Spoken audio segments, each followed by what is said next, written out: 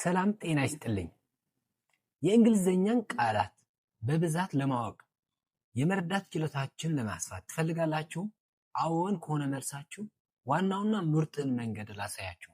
ወርድ ፋሚሊ ይባላል። ዛሬ ስለ ወርድ ፋሚሊ ወይም የቃላት ቤተሰብን ምንነት በዝርዝር እንመለከታለን። ወርድ ፋሚሊ ማለት ከአንድ ስርወ ቃል ወይም ሩት ወርድ የሚመጡ በትርጉምና በቅርጽ የሚመሳሰሉ የቃላት ቡድን ነው።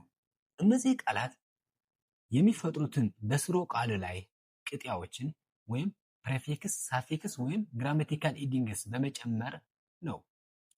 የቃላት ቤተሰብን ማወቅ የቃላትን እውቀታችሁን በፍጥነት ለማሳደግና የመረዳት ብቃታችሁን ለማሻሻል ይረዳችኋል። በተጨማሪ ደግሞ ስለዚህ ቪዲዮ ጥርት ያለ ፒዲኤፍ አዘጋጅቻላችኋለሁ። ሳብስክራይብ በማድረግ በዲስክሪፕሽኑ ያለውን ሊንክ ተጭናችሁ ዳውንሎድ አድርጉት። አሁን ወደ ቪዲዮ።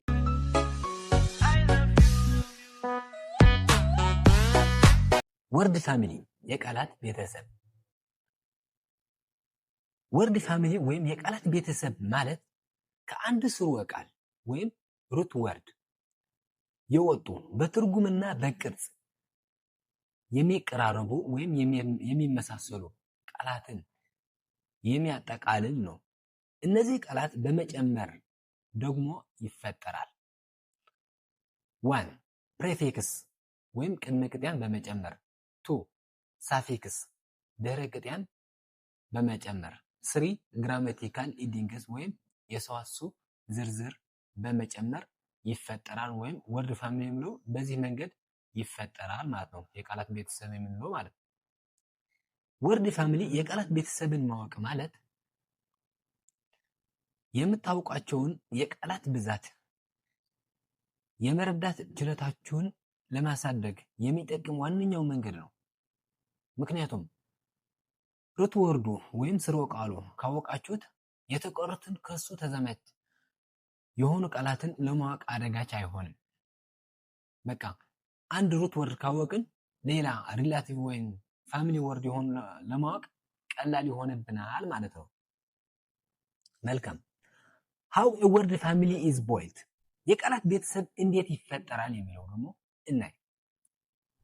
አንድ በመጀመሪያ ሩት ወርድ ወይም ቤዝ ወርድ የሚባል አለ። የስርወ ቃል የምንለው ማለት ነው። የመጀመሪያ ትርጉም ወይም መነሻ የሆነ ቃል ማለት ነው። 2 ኢንፍሌክሽናል ፎርምስ የምንላቸው ወይም የሰዋስው ዝርዝር that changes the word for grammar like adding s, ed or ing የምንለው ማለት ነው። ግራማቲካል ፎርም s ሲጨመርበት፣ ed ሲጨመርበት፣ ing ሲጨመርበት የሚያሳየው የትርጉም ልዩነት የሚያጠቃልል ነው። 3 ድራይቬሽናል ፎርም የምንለው የቃላት እርባታ የምንለው ማለት ነው። ይሄ ድራይቬሽናል ፎርም ወይም የቃላት እርባታ that creates new parts of speech like turning a verb into a noun or an adjective ይሄ የቃላት እርባታ የምንለው ከአንድ ክፍለ ቃል ወደ ሌላ ክፍለ ቃል የሚቀይር verb የነበረ ወደ ናውን፣ ናውን የነበረ ወደ adjective የምንቀይርበት ፎርም ነው። ይሄ ድራይቬሽናል ፎርም ይባላል። ኤግዛምፕል the play family ወይም የፕሌይ ወይም የመጫወት ቤተሰብ የምንላቸው ቃላት ለምሳሌ ሩት ወርዱ ፕሌይ ነው፣ መጫወት። ይሄ ቨርብ ነው አይደል? ኢንፍሌክሽን ፎርምስ ፕሌይስ፣ ፕሌይንግ፣ ፕሌይድ ይጫወታል፣ ፕሌይንግ እየተጫወተ ነው፣ ፕሌይድ ተጫውቷል የምንላቸው ማለት ነው። ይሄ ኢንፍሌክሽናል ፎርም ይባላል። ይሄ ፓርትስ ኦፍ ስፒች አይቀይርም፣ እንዳለው ግራማቲካል ፎርም ነው የሚቀይረው ብቻ። ሌላኛው ደግሞ ድራይቬሽናል ፎርም ይባላል። ፕሌይ የነበረ ፕሌይ መጫወት ወይም ተጫወተ ማለት ነው። ፕሌየር ተጫዋች ይሆናል። ፕሌይፉል ይህም በአማርኛ ተጫዋች ብለን ነው የምንተረጉመው። ፕሌይፉሊ ይህ አድቨርብ፣ ፕሌይፉል አድጀክቲቭ ነበር፣ ፕሌይፉሊ አድቨርብ። ሪፕሌይ እንደገና መጫወት የሚሉ ቃላትን የሚያጠቃልል ነው። ይሄ ያላቸው ትርጉም ይሄ ድራይቬሽናል ፎርም ይባላል። ሃይ ወርድ ፋሚሊ ማተርስ የቃላት ቤተሰብ ምን ይጠቅሙናል ወይስ የቃላት ቤተሰብ ማወቅስ ምን ይረዳናል ለኛ የሚለውን እንመለከት። 1 word family helps you move beyond just memorizing individual words. እያንዳንዱን ቃል ከመሸምደድ ያድነናል።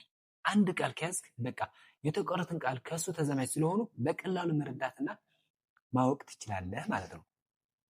2.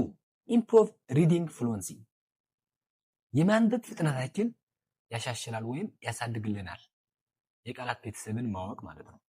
ኢንሃንስ ራይቲንግ ስኪል የመጻፍ ብቃታችን ይጨምርልናል። you can easily switch between parts of speech.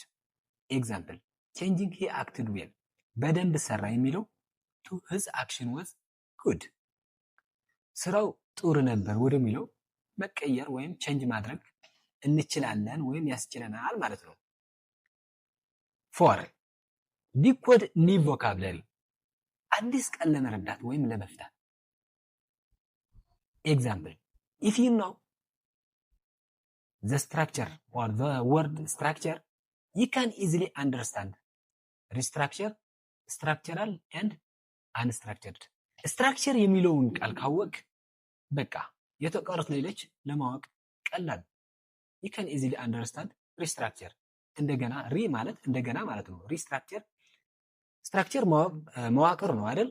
ወይም ስርዓት ማለት ነው። restructure እንደገና ማዋቀር ይኸው ወይም እንደገና ማስተካከል። structural መዋቅራዊ and unstructured ያልተዋቀረ የሚሉ የቃላት ትርጉም በቀላሉ መረዳትና መፍታት ያስችለናል ማለት ነው። ኦኬ ስለ ወርድ ፋሚሊ ይህንን ካለን በኋላ በቀጣይ ቪዲዮ ደግሞ አንድ ቃል ወርድ ፋሚሊ በዝርዝርና በጥልቀት ከነትርጉሙ ልሰራላችሁ በኮሜንት አሳውቁኝ። ከተመቻችሁ ላይክ ሼር አድርጉ።